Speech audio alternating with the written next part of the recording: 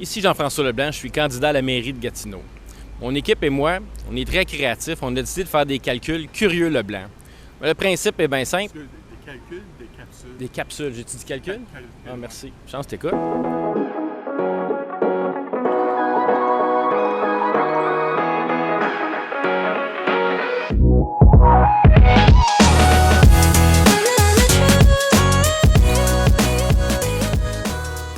Mon nom, c'est Jean-François Leblanc. Je suis candidat à la mairie de Gatineau.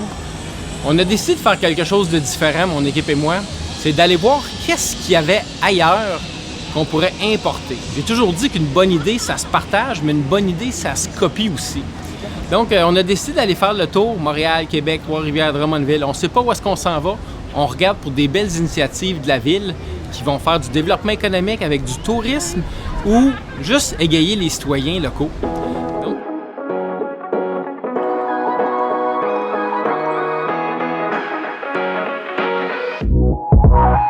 On est arrêté à Sainte-Anne-de-Bellevue, c'est un petit village pas trop loin de Montréal, où est-ce que sont sur le bord d'un canal. Un canal, il y a une écluse qui s'en va, qui sépare le lac Saint-François du lac des Deux-Montagnes. Donc ici, il y a beaucoup de gens qui viennent ici pour venir voir les bateaux. Ils partent de Montréal, ils partent d'un peu tout partout pour venir visiter ça. Ce que ça fait, c'est que le village fait beaucoup de revenus grâce à l'achalandage des plaisanciers à chaque été. Donc, on a des restaurants. On a un restaurant de fruits de mer ici. À côté, il y a un restaurant mexicain. Il y a des restaurants tout le long. Donc, et il y a des bateaux qui viennent tout le long. Puis, ils peuvent même aller de l'autre bord du canal. Donc, vous allez voir, il y a beaucoup de bateaux ici. À Gatineau, on a le potentiel de faire quelque chose comme ça parce qu'on a déjà la place publique. J'ai vu, il y a des musiciens tantôt. Il va y avoir de l'animation. Il y a un marché ici qui vient sur la place publique. Donc, nous autres, on a la place publique, mais on n'a pas de lieu pour accueillir les plaisanciers. Ici, il y avait un lieu pour accueillir les plaisanciers, il n'y avait pas de place publique. Fait qu'ils ont fait une place publique, puis maintenant, c'est une destination connue et reconnue.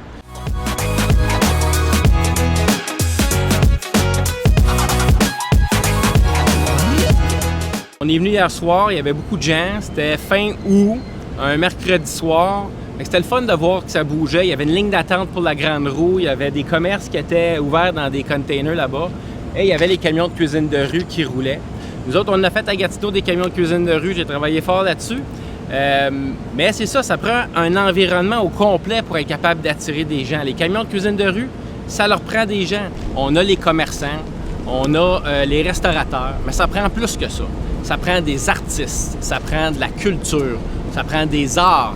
Il faut être capable de mobiliser tout le monde pour travailler ensemble, pour être capable d'attirer du monde. Ici, dans le Vieux-Port, il y avait des marchands hier soir. Il y avait plein de gens.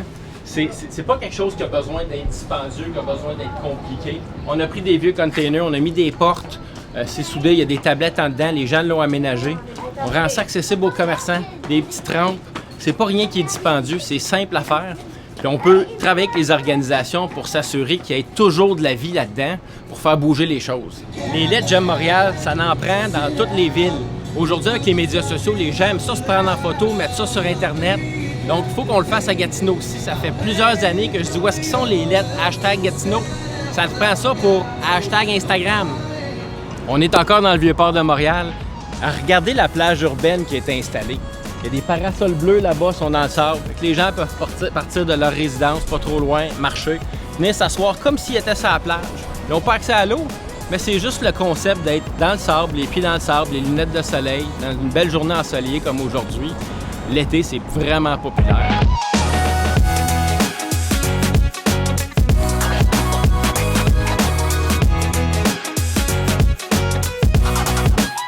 Ici, à Montréal, ils valorisent leurs entrepreneurs. On voit derrière moi, ils ont fait des grandes affiches avec des photos des entrepreneurs, une description du commerce.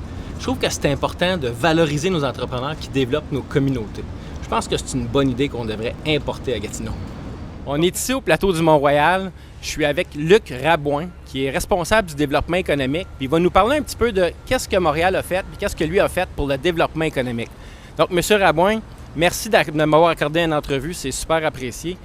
J'aimerais savoir, c'est quoi le secret de Montréal ou qu'est-ce qui a été fait comme initiative par la Ville pour être capable de faire avancer le développement économique, de faire bouger les choses, ce qui fait que les gens adorent tant Montréal? La mobilisation des citoyens, des acteurs économiques, des acteurs sociaux, des acteurs culturels, on l'a vu pendant la pandémie, là. Ça a été une des façons qu'on a réussi de s'en sortir si bien parce que nos résultats sont très positifs, alors qu'on était l'épicentre de la pandémie là, pendant la première vague. C'est qu'il y a une mobilisation exceptionnelle de tout le monde, puis on a une capacité de travailler ensemble. Puis la Ville, nous, notre rôle, c'est de mobiliser les gens, d'exercer le leadership rassembleur. Puis c'est ça qui fait qu'on a des si bons résultats. Après, il y a plusieurs petites initiatives qu'on a faites, comme soutenir des projets de piétonisation. On est ici sur l'avenue du Mont-Royal, qui est la plus longue avenue piétonne au Canada, qui a été travaillée en étroite collaboration avec les commerçants. L'Association des commerçants était favorable, c'est elle qui a demandé le projet. Nous, on les a soutenus. Et cette année, c'est ce qu'on a fait. On a lancé un appel à proposition. On a dit la Ville, on va aider financièrement les associations de commerçants qui veulent réaliser des projets de piétonisation dans la mesure où ils nous font la demande, puis que la majorité de leurs membres, des commerçants, sont d'accord, on va être au rendez-vous. Et on a eu 13 projets cette année, c'est le double de l'année dernière. Wow, c'est de la musique à mes oreilles, j'ai des frissons, c'est donc fantastique. Je vous remercie infiniment de vous être déplacé pour venir me rencontrer aujourd'hui, c'est vraiment apprécié. Ça fait plaisir. Bonne journée. Et voilà, c'est une belle entrevue avec le responsable du développement économique de Montréal. J'ai trouvé ça vraiment inspirant comme message. On fait collaborer les gens, les initiatives viennent des citoyens, les gens se mobilisent. C'est exactement ça que ça prend à Gatineau. Ça prend une mobilisation citoyenne, il faut que les gens collaborent ensemble. C'est ce que je fais, moi, depuis 5 ans dans le Vieux-Gatineau. Donc, je veux répéter ça à la grandeur de la ville. On va s'inspirer des meilleures pratiques, puis on va continuer.